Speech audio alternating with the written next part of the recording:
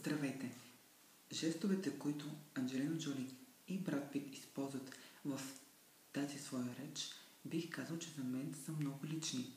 Тези погледи, които те си разменят, са много тайни. И дори подчестването по главата на Брад, за мен показва, че те крият нещо. Тези жестове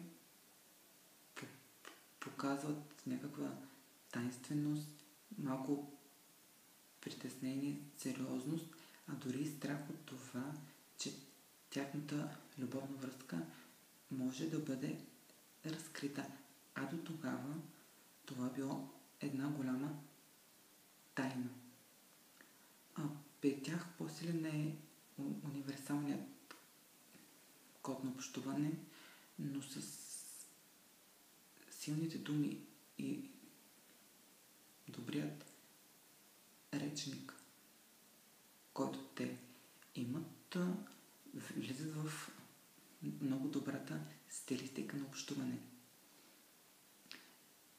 Според мен е най-добре да смесваме кодовете на нашите тела в личното и публичното пространство.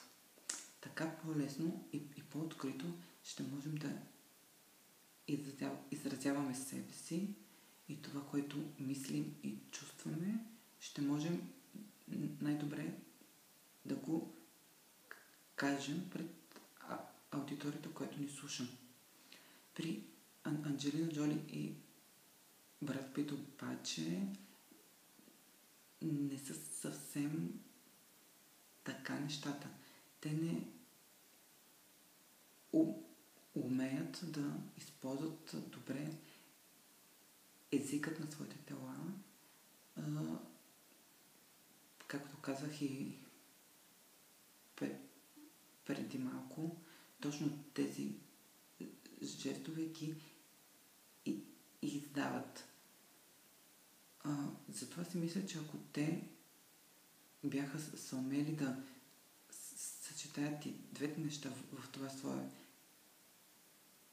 представяне, нямаше да си проличи, че между тях прехвърчат любовни искри.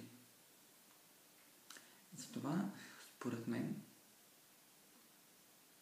трябва да се научим да владеем своите тела, за да можат те да ни помагат в по-напредните ситуации и да можем чрез тях да се изразяваме по-добре. Защото ако имаме една много добра реч пред нас в много висок стил на писане, ако нашето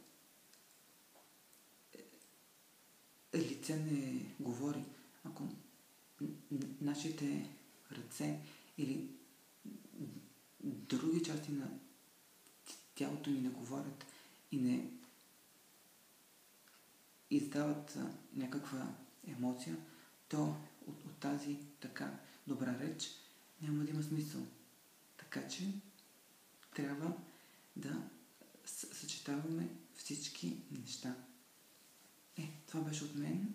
Надявам се да се получило горе-долу добре и ще се видим в следващия казус. Чао!